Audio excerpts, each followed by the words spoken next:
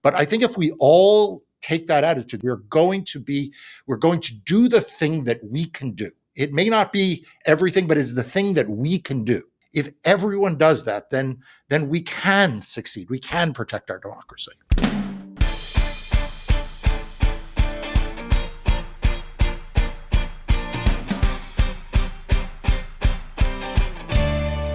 Hello, and welcome to the PoliticsGirl podcast. I'm your host, Lee McGowan. Let's get into it.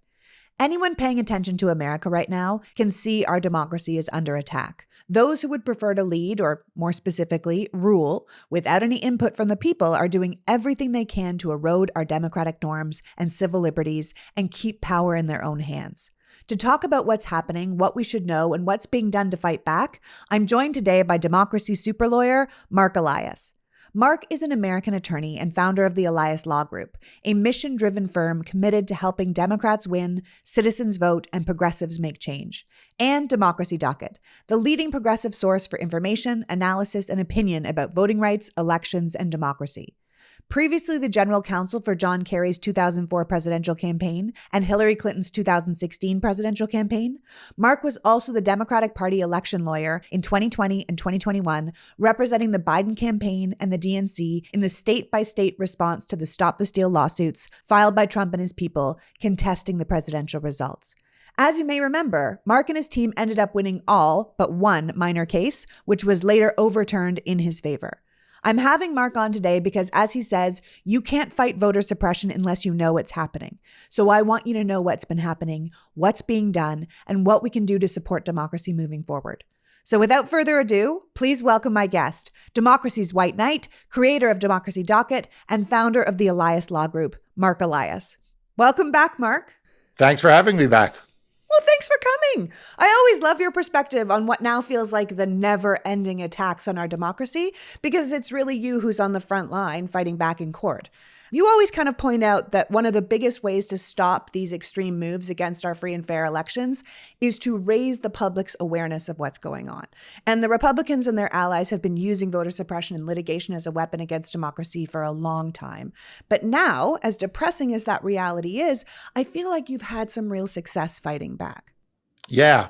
Look, the court system in this country is not ideal. No. We can look at the composition of the Supreme Court and all lament, what's going on there. But people need to keep in mind that the Supreme Court hears about 50 to 60 cases a year. And there are tens of thousands of cases that are decided every year around the country, hundreds of thousands of cases in the federal courts alone that are decided every year.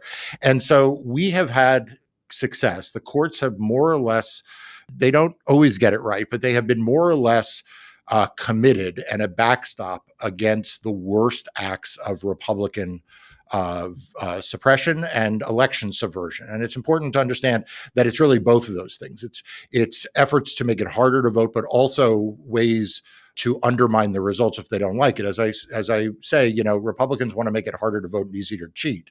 And the courts are the backstop when Republicans do that. Right. You told an amazing story recently online about prisoners in the Holocaust who were in charge of the potatoes. And I feel like that's such a fitting story for these times. Would you mind sharing it with us before we go forward? Yeah, absolutely. So, I've been asked on occasion, why I do this work. How did I come to this work? And also, what is my philosophy? And I tell folks that one of the formative experiences of my life was growing up in New York. I was studying for my bar mitzvah, and I'm 54. So, this is 1982. And, at that point, the Holocaust was history, but there were a lot of people who had been in World War II who at that point were not like the 87-year-old. These were people who were in the prime of their lives, and the Holocaust was firsthand experience for them. And I heard from growing up a lot of Holocaust survivors, but the person who really stuck out to me the most was not a Holocaust survivor. He was an American citizen, a Jewish American, who had been in the U.S. Military, and he was captured by the Nazis.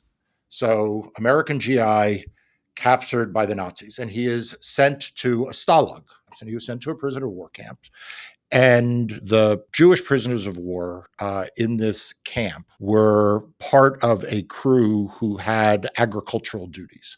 So it was a work camp. It wasn't just like a hangout camp, if there was such a thing, if there is such a thing for prisoner of war camps. But this was a work camp. So they had jobs to do, and they were part of an agricultural crew of some sort. And I remember him vividly saying that at some point they got the idea that they would take pieces of the barbed wire fence around them, and they would, when they were picking potatoes and sorting the potatoes, they would press holes into the potatoes using pieces of barbed wire. And their hope was that it would cause the potatoes to rot. And by rotting the potatoes, it would starve the Nazi army. So I want you and everyone listening to just think about this for a second. You're 18, 19, 20 years old. You're from New York. You're Jewish. You are now held in a prisoner of war camp, literally by the Nazis. And you are surrounded in a work camp by armed guards and barbed wire. And you take it upon yourself to grab shreds of barbed wire and press them against your fingers. You don't have gloves. You don't have some protection. You are literally pressing barbed wire against your flesh so that you can put holes in the potatoes in the hopes that that is going to starve the Nazi war effort. I recounted this story, and I've told it because I don't have any illusions that this podcast by itself is going to stop Donald Trump and the destruction of our democracy. I don't have any illusions that any case we file is going to be the thing that stops the voter suppression or the anti-subversion efforts or, saves democracy. But every day, you, in speaking out the way you do, me in hopefully the litigation I do, we are poking holes in the potatoes. We're poking holes in the potatoes. And maybe it's futile. Maybe in the end, the Nazi war effort was not going to starve based alone on any one potato being rotten. But I think if we all take that attitude that we are going to poke holes in the potatoes, we're going to do the thing that we can do. It may not be everything, but it's the thing that we can do. If everyone does that, then we can succeed. We can protect our democracy. Yeah, and that's why it takes all of us.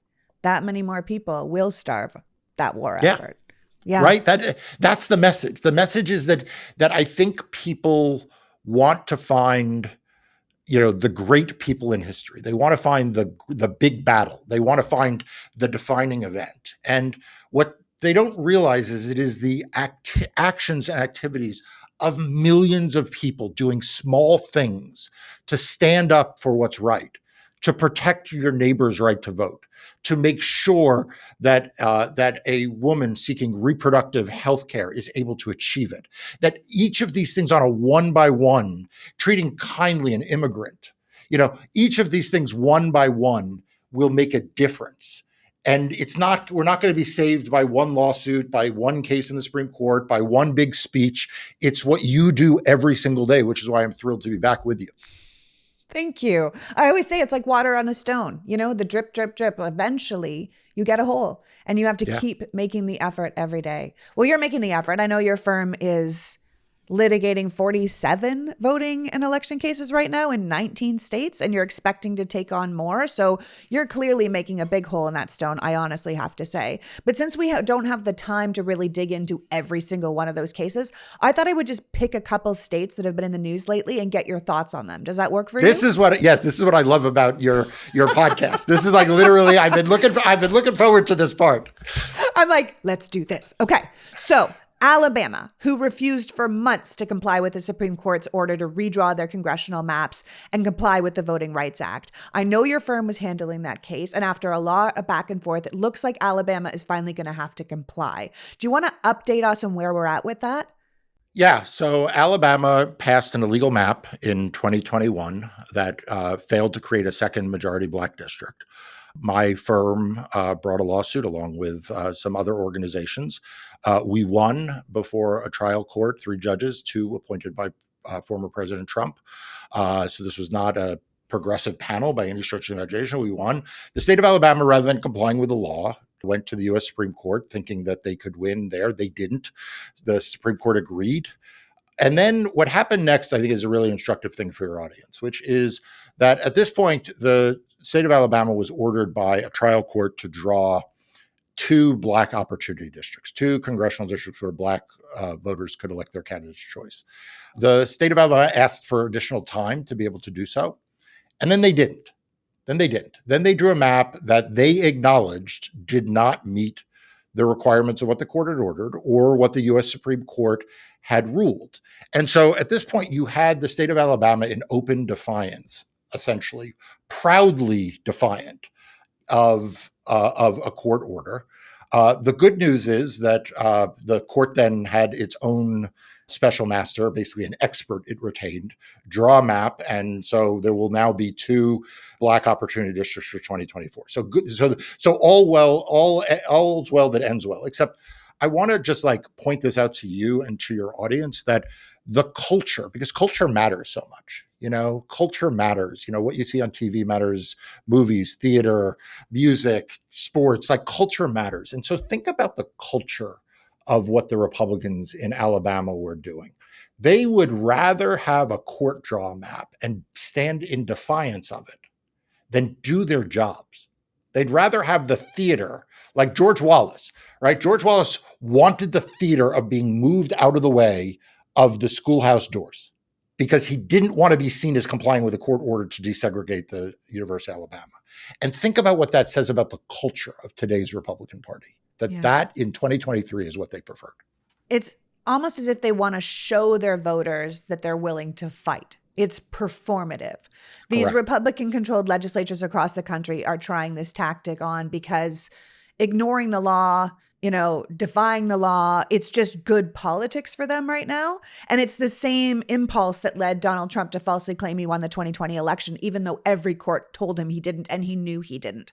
And I think what you're saying here is that idea is kind of infecting the whole party, right? It's out there everywhere. I mean, we can see this defiance happening in Louisiana, in Georgia. You point out in Democracy Docket that the Republican lawmakers in Ohio ignored 5 court orders over their redistricting, right? Florida is currently defending its congressional map, even though it totally violates their state constitution. And part of that is on the grounds that they think the Constitution itself is illegal, right?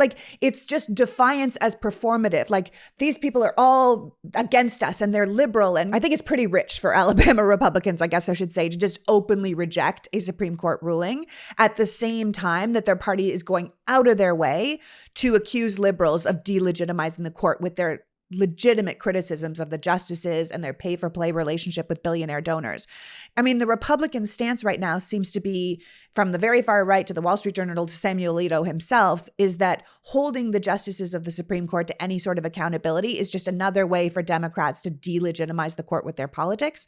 And yet it's actually the conservative movement that's tarnishing the court's rulings with overturning precedent on cases like Roe v. Wade and undermining and gutting the Voting Rights Act and defying subpoenas and refusing to abide by ethic rules. And now it's the conservative movement that's openly defying court rulings that they don't agree with. So I think we just need to be really serious about what it's part of a movement. Like you said, it's part of their culture now to say, I don't like it. Defying the court itself is actually the point at this point. Yeah. I mean, I'm curious on your opinion on this, and this is about law, but it strays a little bit. But I mean, take your point about the ethics rules within the Supreme Court. Right. In a parallel world, in a sensible world, in a better world, you would have Republicans say, you know what, maybe these rules weren't clear enough or they weren't in place, which, we could talk about. But yeah, we ought to have rules. We ought to have clear rules. There ought to be clear ethics rules going forward. And it's a shame that maybe there weren't, whatever, but yes, this ought to be the case. But it's again, it's almost performative. Why would you stake your ground on, no, there should be no ethics rules? Why is that the place? But the Republican Party today, I think, rewards that. I think you're not wrong. I think they do reward that. It's why people like Donald Trump. He's willing to fight for me, is what people keep saying. And fighting being the man and the man being the government, even though he was the government. These people are the government. So Right. I find it very interesting. The general sense I got with Alabama was they were hoping that if they just ignored the ruling and got it back to the Supreme Court, they might get a different result. Like John Roberts, who's been trying to gut the Voting Rights Act since he was in his 20s, and Brett Kavanaugh clearly had to hold his nose to make the first ruling. They thought, you know what, like maybe if we take it back, they're going to be like, oh, geez, I guess they tried, let Alabama have the one district. But I think you don't think that's what happened, right? You think I don't think that's what happened. What you just said is the conventional wisdom. The conventional wisdom is that that what Alabama was doing is it thought it could, if it went back to the Supreme Court, a second bite of the apple, they would garner additional vote. I actually don't think that's what happened. I think Alabama wanted to, once it knew it was going to lose, it wanted to lose in defiance. Yeah. It didn't want to be seen as cooperating by following the court's orders. Yeah. George Wallace style. Yeah. Standing in front of the schoolhouse, right? So now basically Alabama's done everything they could. They just couldn't get it done, and they're going to need to comply. So that's good, right? We'll have 2 majority districts. That's good. Check. Okay, so let's talk Florida. I mentioned Florida before, but I know you just won a case there. What should we know about that? Because I think a lot of people feel like Florida isn't so much the deep red we're told it is, but blue suppressed. Oh my God. So you're not going to believe this one. So, oh God. So Florida passed by popular ballot initiative. Over 60% of Floridians passed what are called the Fair District Amendments. They passed these in 2010 before the last round of redistricting. Among the things that it said in those Fair District Amendments was that you cannot diminish minority voting strength when you district. Okay. And so I sued them in 2011 because they violated it and we won. Right, we won before the Florida Supreme Court. So fast forward now to 2021. And the Florida legislature, which is dominated by Republicans, is not a bunch of lefties. This is like dominated by Republicans. They pass a map and they say, well, we need to keep the 5th congressional district in Florida as a district in which Black voters can elect their candidate of choice, because if we don't do that, that will diminish the ability of Black voters to elect their candidate of choice. Like, it's just math. In many respects, it's like Alabama. Like, you have to create 2, so they create 1. Well, that 1 is not 2, right? Same thing happened in Florida. The Republican legislature is like, well, if we take away this district, that will be a diminishment. So they pass a map to continue to have a Black opportunity district in CD5. What does Ron DeSantis do? He vetoes the Republican map. Yeah. He vetoes their map because it's not extreme enough. Yeah. And so he forces the legislature to adopt a map that obliterates Al Lawson's district, this formerly historically Black district that spans between Jacksonville and Tallahassee, and forces them to pass an illegal map. So we sue, and a trial judge appointed by Rick Scott, the former governor of Florida, conservative governor, now conservative senator, he agrees. He says, yep, like you did away with a Black opportunity district, that is diminishment. And now the state of Florida is appealing. And among their arguments for appeal is that their state constitution is unconstitutional. Like, what kind of state? States are in the business of defending. Look at all the crazy laws, all of the horrible, terrible, restrictive abortion laws that Republican AGs are defending all over the country. They won't even defend their own state constitution. So that is now going up to the Court of Appeals, and then probably ultimately the state Supreme Court. I am hopeful that the state courts uphold their own state constitution, and that would be an additional district if so. And just so people understand, the ruling that they have on the books right now is that even though DeSantis got away with this for the midterms, which might be why they were the only state that had the much hyped red wave that we didn't see, those maps are not allowed to be used in future congressional elections. Correct. But that is, of course, going up to the Florida Supreme Court, which, of course, Ron DeSantis himself chose most of those justices. So that'll be an interesting case for you guys. North Carolina. It feels like a bit of a bummer to me. I'm not going to lie. I know you had a win there recently, but with the legislative branch and the judicial branch working together to make sure Republicans in that state never lose power again, it just feels so sickeningly undemocratic to me. Can you tell me where we stand with North Carolina? Yeah, so we won a huge victory in North Carolina in redistricting. As you Yeah. know, it went to the U.S. Supreme Court. We fought back successfully against this right-wing legal theory that would have destroyed judicial review in state courts, called the independent state legislature theory. So we had a win. We had fair maps in North Carolina for 2022. But as you point out now, the state Supreme Court has flipped and become controlled by Republican justices. And at the same time, there was a flip of a single legislator Yeah, who had people been. might remember this is the state with the Democrat who switched sides to the Republicans to give them a veto-proof majority. And now that veto-proof majority is now Republican and working in tandem with this now 5-2 conservative Supreme Court. And they're out there passing just the most outrageous laws. And then the court is just rubber stamping them. And the state still has a Democratic governor, a Democratic AG, a Democratic Secretary of State. But this legislator judicial combo is basically stripping them of their power piecemeal so that they can't push back. Yeah. So on the redistricting, we're waiting for the legislature to enact its new map. I've said publicly, and I know they've heard me. I've been told in through channels that they have heard me loud and clear that if they pass an illegal map, I will sue them. Yeah, If they violate federal law, we will be in federal court and we will sue them. Yeah. Unfortunately, though, as you point out, across a range of issues, including the new voter suppression law they passed, a law that strips power from their election board, a whole series of other laws that I worry are coming that will affect individual rights and individual freedoms as a result of that switch by that individual legislator. Governor Cooper can no longer, veto and have that veto sustained if all the Republicans vote the other way. So we're going to need to rely more in court in North Carolina, and we're going to need to rely more on people voting, because that district that flipped, elections have consequences, people say all the time, but there is no excuse for someone to be elected in a overwhelmingly Democratic district outside of Charlotte and become a Republican. So hopefully, if people show up at the polls, maybe we can undo some of that harm.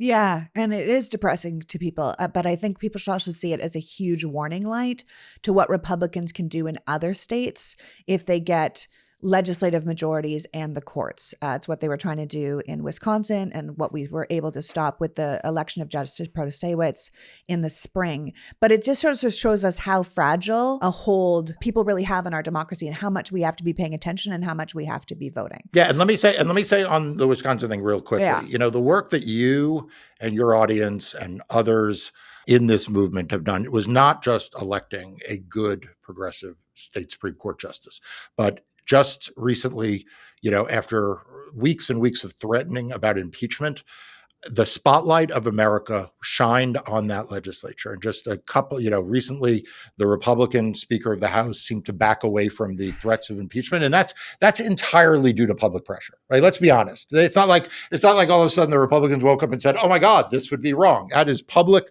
spotlight and pressure. So thank you. Yes. And thank you to everyone in the audience and everyone who actually called and sent money and really helped the Wisdems, because this is the thing. This is what I want people to always remember. We can make change. It can get better, but it just takes work. I heard somebody say recently, hope is not passive. Hope is active. It is an axe breaking down doors. You have to put in the work, but then you can actually see the change. The Wisconsin thing is really very wonderful, actually, because like you said, they didn't back down from the goodness of their hearts. They backed down because they were like, whoa, everyone's looking at us. So last state we're going to do, New York. I feel like New York is kind of a hopeful example because the Democrats basically lost the House on New York alone. And it seems like we're going to have different maps for the next election. Yeah, I hope so. So what people need to understand about New York redistricting is that the map that was used in 2022 was drawn by a court special master in a very rural red part of New York. The judge who heard this, the Republicans brought a lawsuit against the map that had been enacted a judge in Steuben County, New York. I know you, for some period of time, lived in New York. I bet you did, never but visited. In the city. I lived in Manhattan. I bet you don't even know where Steuben County is. But Steuben County is about 9 hours by bus from New York City. It's a very rural red area, and the map that was drawn, frankly, just does not represent the demographics or the political composition of the state. The diversity of New York City was not really taken into account in rural New York. So my firm brought a lawsuit to simply ask that the bipartisan Independent Redistricting Commission, it's literally called the Independent Redistricting Commission, and it is bipartisan, that they are told to draw a new fair map for 2024. That, okay, fine, if the court thought that the map for 2022 wasn't appropriate, is what it is. I didn't agree, but fine. But that the bipartisan Independent Redistricting Commission should be ordered to draw a new map for 2024. I think everyone acknowledges, from left to right, the center, the good government groups, the partisan Republicans, the partisan Democrats, I think everyone recognizes that if that happened, if you had a bipartisan independent map, Democrats would probably gain 4 to 6 seats. So that gives you some sense of how out of skew this map is, because gaining 4 to 6 seats would be like the place the bipartisan Independent Redistricting Commission would come down. So, of course, the Republicans are fighting against this. They don't want to allow the Independent Redistricting Commission to draw a new map. We won in the intermediate court, and now the court case will be heard next month in the High Court in New York. So I'm optimistic that there'll be a new map in time for 2024 in New York. That's great. And that would be wonderful. It would also help us win back the House, or at least counter what's going to happen in North Carolina. Yeah. Yeah. And look, you look at what those House Republicans right now, those are all MAGA Republicans. There are no moderates in the Republican conference, but those Republicans are looking at the Kevin McCarthy ouster on one side and George Santos on the other side. They need gerrymandering to keep their seats. Let's be clear. They need it. And so a fair map, putting their votes with Kevin McCarthy and the damage that they've done to this country before the voters, they know what that would mean. Yeah, they do. So we're seeing the gerrymandering and the voter suppression continue because that's what they need to do it. What other tactics are you seeing that have changed since the 2022 midterms? Like, what new laws should we be looking out for? Are there new types of lawsuits on deck to keep people from voting? I know you recently wrote a piece about the growing threat of Republican election vigilanteism. So what did you mean by that? If you're a bra wearer, there's nothing worse than an uncomfortable bra, which is why I'm so pleased to be partnering with Honeylove, who's revolutionizing the bra game. Where traditional bras use the dreaded underwire or bulky fabrics that end up trapping in heat, Honeylove's bras feature supportive bonding that eliminates the need for underwire without sacrificing any lift. Plus, they're made with fabric that's just so soft it feels like a second skin. There's no way you won't immediately feel and see the difference. It's next level comfortable, which is a big deal because most of the time we can't wait to take the damn things off. If you're looking for comfort or you want to match with Honeylove's amazing shapewear, you're going to want to go with their best-selling crossover bra. If you want a more loungy type bra, you're going to want to try the V. It offers the support of a traditional bra but without the underwire. Designed with molded cups to lift and separate, it will not create that dreaded uniboob look. I personally have the black crossover and the matching Superpower short, and I love them. But I think I'm going to go back for the every event bundle too. It includes everything you might need to go out to any event and feel good. It seems like a really good investment. Checking out their website, I think you will find that Honeylove has you covered for everyday looks, workouts, weddings, special events, and more. And for a limited time, we can all get Honeylove on sale. Treat yourself to the best bras and shapers on the market and save 20% off at honeylove.com/politicsgirl. Use our exclusive link to get 20% off at honeylove.com/politicsgirl. And if you do go and buy something, let them know you heard about it here. It really helps them know who is out there supporting the show, and it's really worth it. So ditch the underwire for good with Honeylove. honeylove.com/politicsgirl. And I'm back talking about my amazing Lomi. Lomi is a countertop electric composter that turns food scraps into plant food in under 4 hours. We know the planet is facing a major crisis, so I find any reasonable step I can take to limit my family's personal carbon footprint, I'm all into it. It's not hard to see that we all make a ton of food waste. You don't even realize how much you do until you start to collect it using a product like the Lomi. Every vegetable cutting, leftover dinner, dead produce that lives in my fridge, it goes in the Lomi. So instead of ending up in a landfill, releasing methane into the air, it's composted down into nutrient-rich Lomi earth that you can then feed to your plants or your lawn or your garden or just throw in the garbage. No word of a lie, with the Lomi, our family went from 3 to 4 bags of garbage a week to 1. Plus, with Lomi's new app, you can track your environmental impact, earn points for every cycle, and redeem for freebies from Lomi and other great brands. I keep going on and on about how much I use my Lomi because it's true. If you can, you really should look into one. Not because they sponsor the show, but because they're actually an amazing product. If you want to join my family and start making a positive environmental impact or just grow a beautiful garden, Lomi is perfect for you. Head to lomi.com/politicsgirl and use the promo code politicsgirl to get $50 off your Lomi. That's $50 off when you head to lomi.com/politicsgirl and use the promo code politicsgirl at checkout. I wish everyone could have one of these machines. For those of you who don't know, I have a super rare lung disease.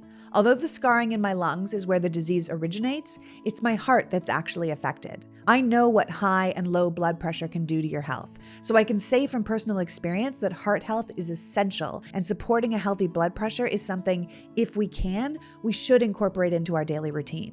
In fact, statistics show that more than half of the US population would benefit from blood pressure support, which is why I'm pleased to be talking about Human's SuperBeat Heart Chews. SuperBeat Heart Chews are an easy and convenient way to support healthy blood pressure and promote heart-healthy energy. Paired with a healthy lifestyle, the antioxidants in SuperBeats are clinically shown to be nearly 2 times more effective at promoting normal blood pressure than a healthy lifestyle alone. And with over 30,000 5-star reviews, SuperBeat Heart Chews are really having a moment. SuperBeat Heart Chews are plant-based and support healthy circulation. So not only do you get blood pressure support, but you also get productive heart-healthy energy without the crash. Effective and clinically studied, SuperBeats is the #1 pharmacist-recommended beet brand for cardiovascular health support. Double your potential with SuperBeat Heart Chews. Get a free 30-day supply of SuperBeat Heart Chews and 15% off your first order by going to getsuperbeats.com and use the promo code politicsgirl. That's getsuperbeats.com, code politicsgirl. Do you have trouble sleeping? My husband didn't used to have any trouble. In fact, it was a running joke that we would get into bed and I'd have about 1,000 things to talk about and he'd already be asleep. But he's been so busy and had so much on his plate lately that it started to really interrupt his sleeping pattern. So he started drinking Beam Dream before bed. Beam Dream is a healthy hot cocoa for sleep. It contains an all-natural blend of reishi, magnesium, L-theanine, melatonin, and nano-CBD to help you fall asleep, stay asleep, and wake up refreshed. In fact, a recent clinical study showed that Dream helped 93% of users wake up feeling more refreshed, and 93% reported that Dream helped them get a more restful night's sleep. Well, you can now count my husband in that statistic. He's been loving it. You just mix Beam Dream into hot water or milk, stir or froth, and drink it at bedtime. I can see why people are raving about it. Sleep is the foundation of our mental and physical health and affects our performance throughout the day. If we're not getting enough of it or the quality is off, forget it. If you want to feel good, then having a consistent nighttime routine that gets you the rest you need is non-negotiable. Today, my listeners get a special discount on Beam Dream Powder, their best-selling hot cocoa for sleep with no added sugar. Now available in delicious flavors like sea salt caramel, cinnamon cocoa, and chocolate peanut butter. Find out why Forbes and the New York Times are talking about Beam and why it's trusted by the world's top athletes and business professionals. If you want to try Beam's best-selling Dream Powder, get up to 40% off for a limited time when you go to shopbeam.com/politicsgirl and use the code politicsgirl at checkout. That's shopbeam.com/politicsgirl and use the code politicsgirl for up to 40% off. Beam Dream. Better sleep has never tasted better. I know you recently wrote a piece about the growing threat of Republican election vigilanteism. So what did you mean by that? Yeah, that is look, I think that's going to be the dominant theme, unfortunately, for 2024. Okay. So I'm glad to be able to say that here for the first time on a podcast. Yeah. Like, People, if 2020 was dominated by rules around mail-in voting, which they were, and I wrote a piece in Democracy Docket literally days as the pandemic was starting, saying, hey guys, in 2020, we're going to have a big thing about mail-in voting. I am here to shout at the top of my lungs that the challenge for 2024 is going to be Republican vigilanteism. Remember what I said. Republicans want to make it harder to vote and easier to cheat. And we can't ever forget the easier to cheat part of it. After 2020, what Donald Trump tried to do was cheat. What he wanted the state of Georgia Secretary of State to do was to cheat. What he wanted to happen in state after state was for officials to cheat. And what they have been working on their side for the last 3 years has been to try to figure out how to effectuate the mass disenfranchisement of voters, the challenging of ballots, the intimidation and harassment at the polls, how to do it. And one of the things I think they've realized is that if it's done by the state, if it's done by election denying officials, we sue them. But what if it's done by armed vigilantes at drop boxes? That may sound like fanciful claims. We saw it in 2022 in Maricopa County. We saw that in Maricopa County. Just so you know, what Mark's talking about is, you might remember there were actual armed vigilantes with video cameras harassing people at drop boxes in Arizona. Last month, New York State Board of Elections let people know that there were people impersonating County Board of Elections staff in order to intimidate voters based on misleading information. Like, there are people out there, individuals. So it's much harder to sue individuals who are out there doing this vigilanteism to stop voter suppression when they're actually part of a voter suppression effort. And they might not even be aware of it, quite frankly. They might think they're doing good work. That's right. And so that we saw 100,000 voters challenged in Georgia by these same sort of groups of loosely connected, as far as I can tell, loosely connected individuals trying to deprive people of the ability to vote by filing mass challenges, voter challenges against them. And as you say, it's much harder to combat that, either whether it's in court or even through the kind of public education efforts that you are so good at championing. It's much harder to deal with when you don't know who it is. You can't point to one thing or one group. Yeah. It's this idea of like, I saw them passing a thing and you should look into these votes, and everything that happened in this district is probably, and that they have to look into it, which then leaves the poor secretaries of state who are already being threatened with death threats and already have all this. They have to do all of this work to justify all the votes when there probably wasn't a problem in the first place. But these people, especially in the right wing, they're being recruited to do this work, to come out there and really disenfranchise voters and scare them away from the polls. And then if they did get a vote, challenge what was happening in the voting itself. Yeah, and to intimidate the election workers, right? I mean, one of the provisions in the North Carolina law that they just passed that has not attracted as much attention is a provision that increases the number of partisans in the polling places while people are voting and giving them more rights.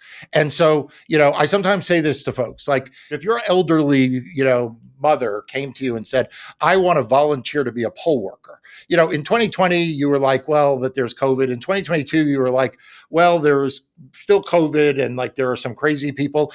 In 2024, you're like, Mom, there's all of this stuff. Plus, there's going to be like these armies of Republicans who are going to be like looking over your shoulders. Like, it is an effort to not just intimidate the voters, as you say, not just to create more work for the secretaries of state, but to intimidate and to make it harder to just administer the elections.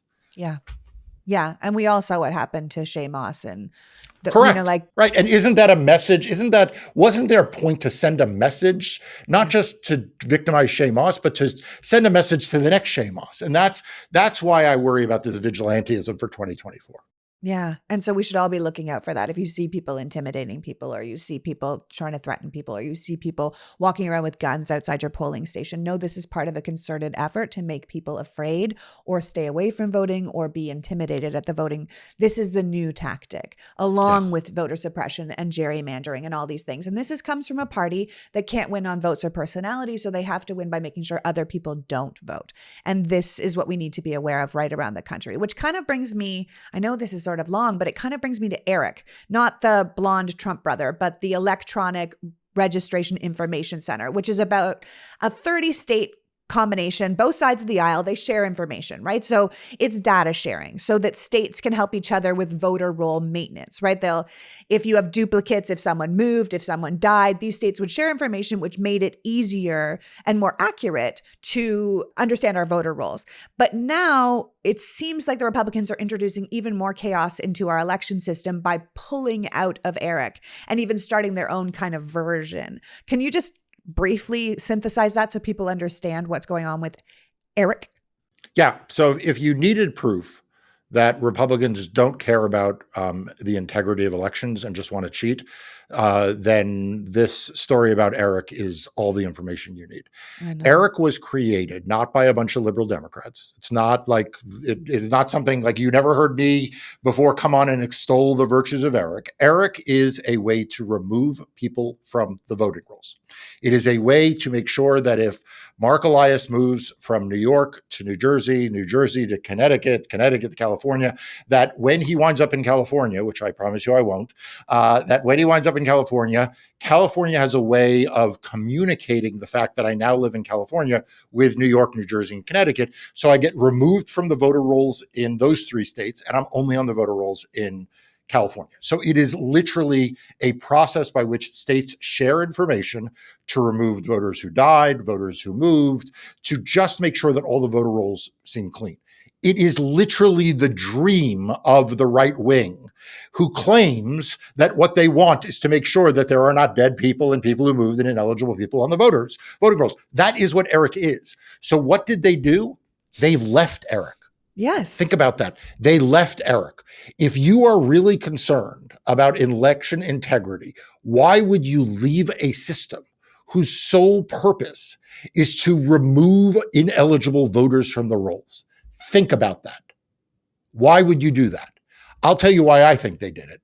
I think they did it because they want the voter rolls to be a little messier so that when the vigilantes come in and say you need to remove people, and then that propaganda fails, the Donald Trump gets to say it was all fraud.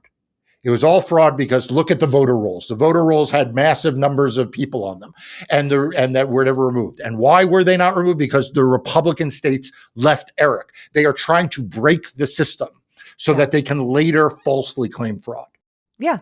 It's like if you have a bookcase full of books and you take away the bookcase and then all the books are all over the floor and you're like, this is a mess. This is why we can't trust it, because they don't know how to put their things away. But they actually removed the bookcase themselves. I mean, it just feels like another way to chip away at our faith in democratic institutions. You know, it's just part and parcel of the same idea of sowing doubt in our election system. And I know that Florida's pulled out of Eric, and Alabama and Louisiana and Missouri, they're all out. And they've started their own, Republicans have their own data sharing system now called Eagle AI, which is ridiculously and performative patriotic name, but it claims to have developed a product that uses the data to flag anything that is potentially fraudulent, which is of course just more election vigilanteism.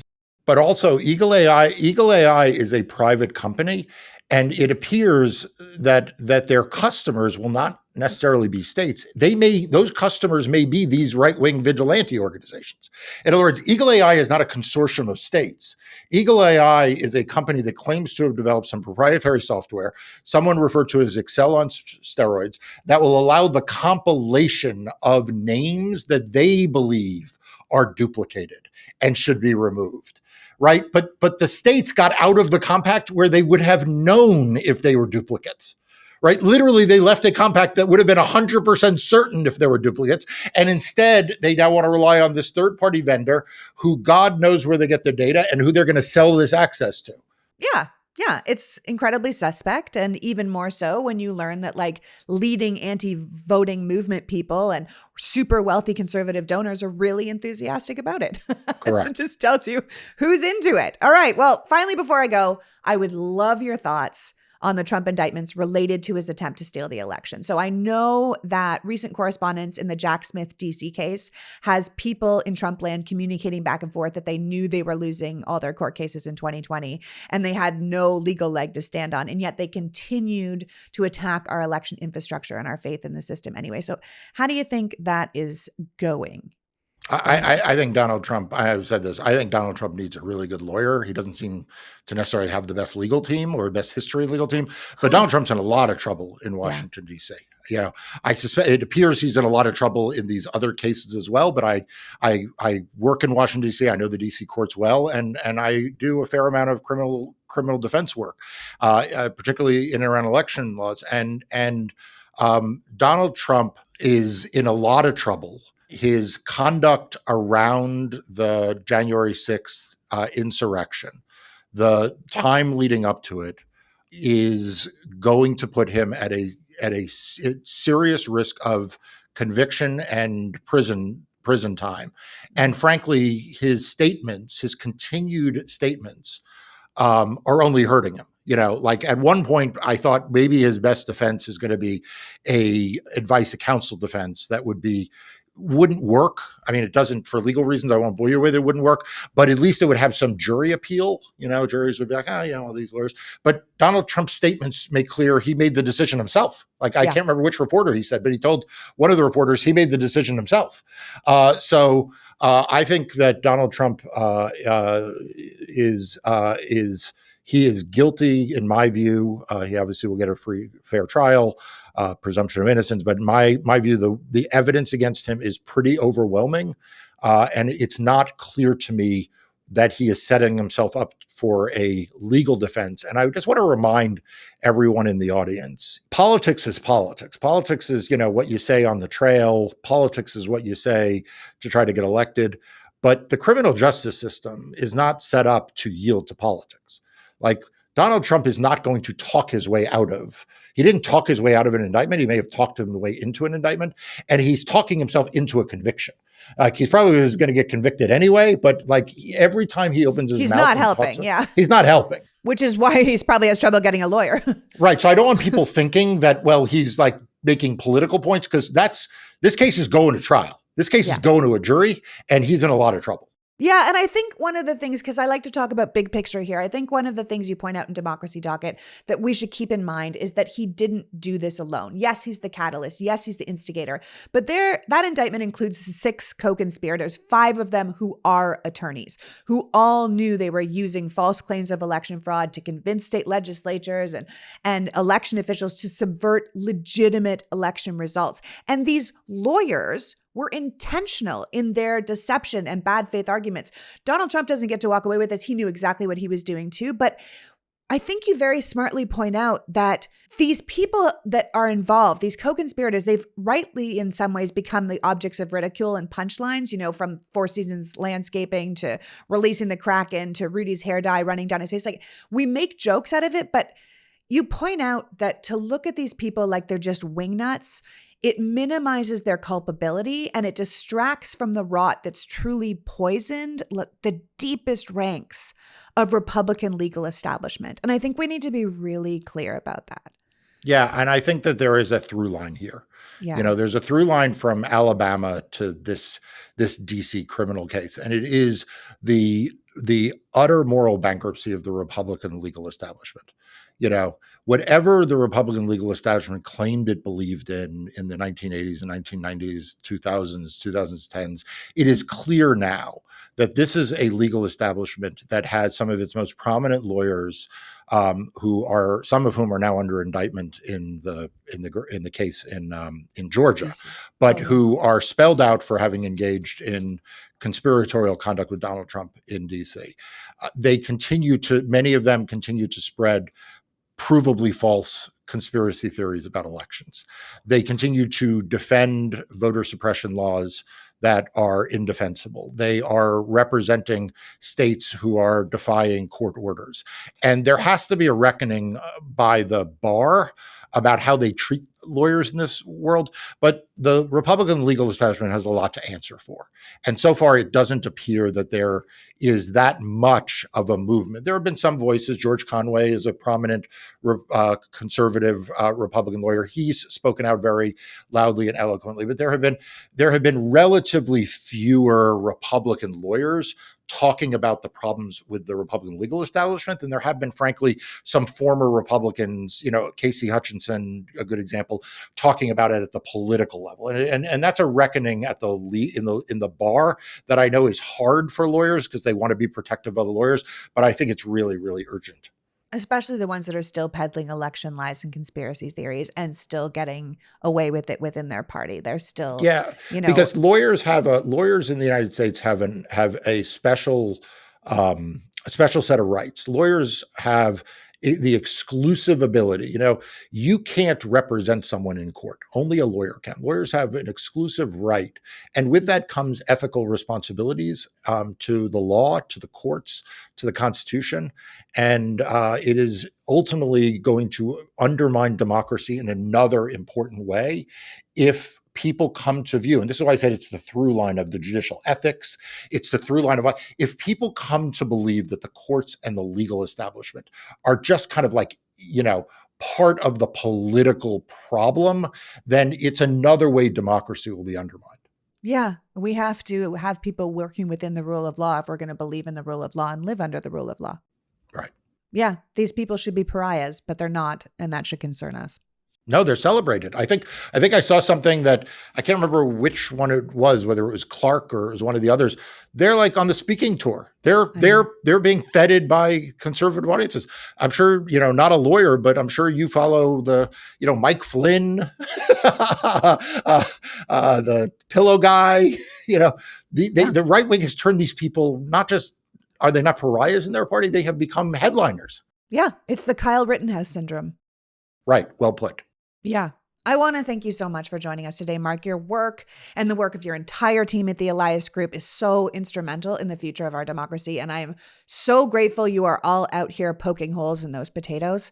So please tell people how they can keep up with the cases you're working on so they will know what you would have them do moving forward to protect democracy in their own states. Yeah. So look, I started Democracy Docket in 2020 as a free resource so that people could get accurate information about what's happening in court. We not only do we publish articles and alerts, but we also provide links to the actual court filing. So even if you're out there listening and you're a MAGA Republican and you don't believe anything that we say, you can still go and see the actual court rulings. You can see what the court said. You can see what the parties argued. We put out a daily and weekly newsletter, a daily news update and a weekly newsletter. It's all free. And so all I ask you to do is go to democracydocket.com and click on subscribe.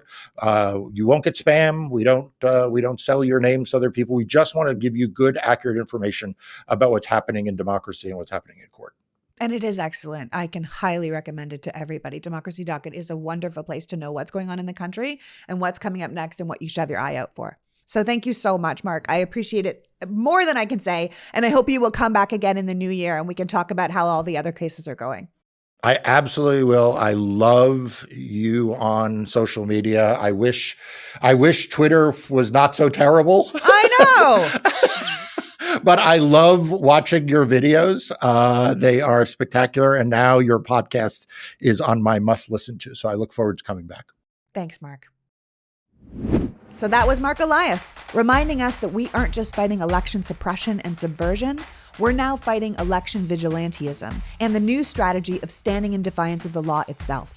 The Republicans have decided it's simply good politics to look like you're fighting a corrupt system when they themselves are corrupting it. We can't allow it. We have to stay vigilant, fight back, and continue to shine a light on every tactic they're using to disrupt our democracy. That way we'll have more Wisconsins and less North Carolinas.